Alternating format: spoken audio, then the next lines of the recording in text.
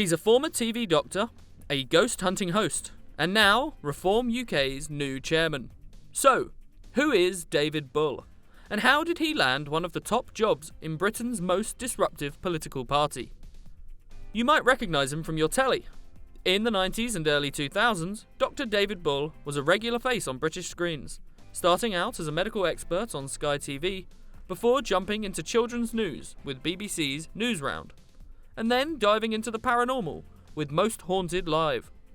Yes, before politics, he spent time chasing ghosts, reviewing dodgy products on Watchdog, and even co-hosted Tomorrow's World, the live science show that once brought innovation into British living rooms. But long before the cameras rolled, Bull was working hospital shifts. A qualified medical doctor since 1993, he treated patients at some of London's busiest NHS hospitals, from Ealing to St Mary's. So how did he go from stethoscopes to the steps of Westminster? Bull entered politics as a Brexit Party MEP for the northwest of England, after initially running as the Tory candidate for Brighton Pavilion in 2009, before stepping down to lead a Conservative policy review on sexual health. Bull addressed the media in 2020, on the day the UK left the European Union, amid celebrations in Parliament Square.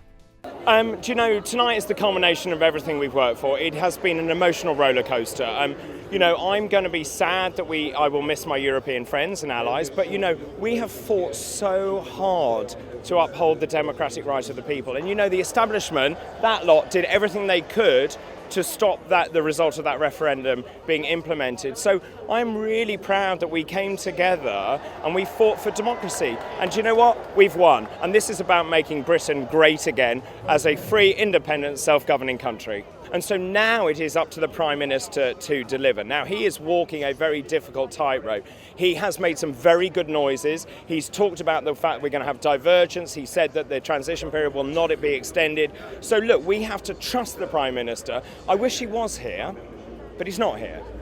And now it is up to the Prime Minister to deliver. And you can see that, the many thousands of people who are here and the weight of sentiment. The fact is, people want this delivered. They want Britain to be free and independent. And if Boris Johnson does not deliver, the Brexit Party will be back and we will hold him to account.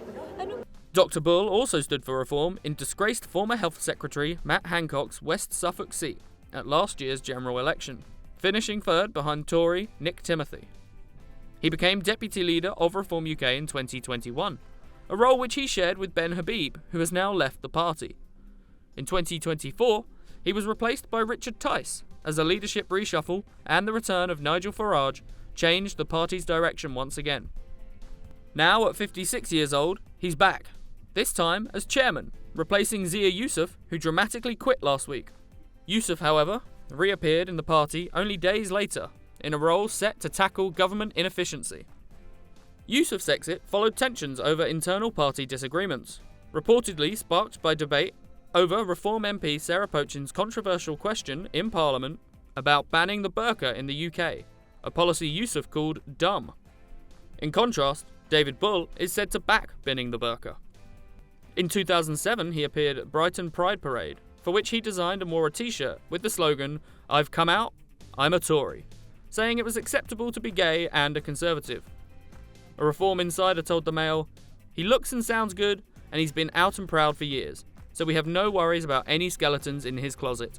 Bull was officially announced as Reform UK chairman at a press conference today, standing alongside party leader Nigel Farage and former chairman Zia Yusuf. He had this to say.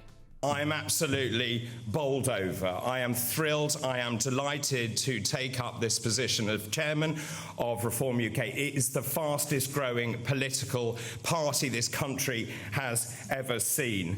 It is an absolutely massive role, which you've heard from Zia. It's a huge role. I will take it up with vigour, determination, enthusiasm, and a smattering of trepidation. It is an absolutely vast role. I'm also deeply honoured that Nigel has asked me to do this. We go back a very long way, as you heard. I'm absolutely thrilled that he's put his trust into me as we continue with the growth, the development and the professionalisation of the party. Now, I'm really sorry that the story broke last night on Mail Online, and I'm very sorry about that. The thing that I'm most upset about is after 30 years of broadcasting in news and current affairs, from Newsround, Watchdog, Health Check, Tomorrow's World, and also my show on Talk TV, the journalist in question decided to pin my entire career on the world's largest live ghost hunt, which I used to present some 20 years ago. Having said that, I'm going to use my skills in the paranormal to dig around and find skeletons in the closet of the Conservative Party and the Labour Party as well. Now, as Nigel said, my role is very much going to be externally facing. I've spent a lot of time on the ground campaigning with Richard over the years, and the lifeblood of this party is the voluntary party. They are an extraordinary group of people. They go out regardless of the weather, they knock on doors, they put leaflets through the letterboxes, they set up market stalls, and they really are such an important, vital asset to this party. What I want to do is to go around the country to show some love to all of those people who believe that this country deserves better. So that's the externally facing role. But one other thing that's crucial is we are growing and developing the professional party as well. So my role is about bringing those two parts of the party together, the voluntary party, the professional party, and I want to act as a conduit between the two. I do want to pay enormous tribute to Zia. He has done an extraordinary job. If I look back to my involvement in the party, Zia has professionalised the party beyond belief. As he talked about all the branches that he has set up, the governance structures and the candidates that we've put into place, that is no mean feat at all. I'm also, I have to say, on a very selfish note, delighted you are staying and, of course, heading up the Doge unit, which is going to be absolutely vital as we move forward and show what Reform UK can do in local government.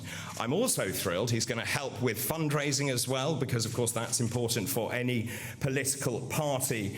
And also, Zia is the most fantastic media performer. He's a great charismatic person in front of camera, and he will also be helping me and the members of Parliament in terms of spreading the message of Reform UK on the national and local media. Now, I've actually been involved with the party, as Nigel said, for a very long time. I was elected in the Brexit party as an MEP for the North West. I've stayed with the party ever since then. And in fact, I think it's fair to say that Reform UK was founded in my kitchen in Suffolk, I think, with Richard Tyers. Nigel decided to go off on a sabbatical, and Richard gamely stood up and became the leader of the party. I became the deputy leader of the party, and we grew the party from 2 to 3%, then 6, 7, 8%. But when Nigel came back, we have now rocketed off the charts. We're now polling consistently at 31% across the board, pretty much in every single poll you look at.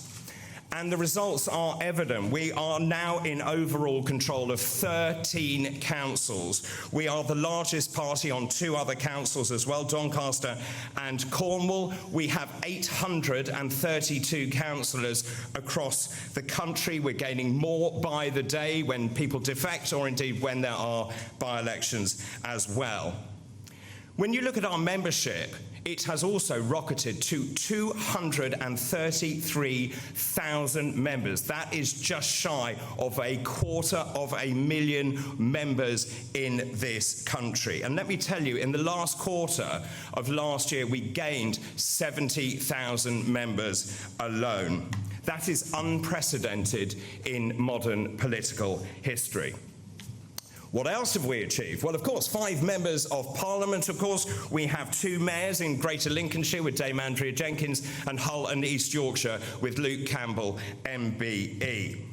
The key for me with this party is we have grown it from the ground up. This is a grassroots party. It is through the strength, determination, hard work of all those people around the country who've been out and about canvassing, delivering, leafleting, and setting up those market stalls. So what happens from here? Well, as Nigel said, I've just told my boss at Talk TV that I shall be taking up this role. Good morning, Denny. So I shall be going around the country. I want to really be there to support all of our members, our volunteers, our elected officials, and of course, crucially, our candidates. Being a candidate is really difficult. And of course, you have to work very hard. You often get abuse hurled at you. And I want to be there because I've been there many times before to help and to support them. And given my background, I will also be helping the members of Parliament, Zia, Nigel, being a voice on national and local media as well. I see this as the ultimate push. We are going to fight and we are going to win the next general election. And we are going to put Nigel Farage into number 10, and we will become the governing party of the United Kingdom. Can we do it? Well, to quote Bob the Builder, yes we can. Thank you very much. As chairman, Bull will oversee Reform's political machine during a crucial election period. And with a background in TV, medicine and media, he might just be Reform's most television-ready figure yet. From ghost hunts to government policy, David Bull is no ordinary party chairman. And as Reform UK looks to shake up Westminster, we can expect to hear a lot more from him.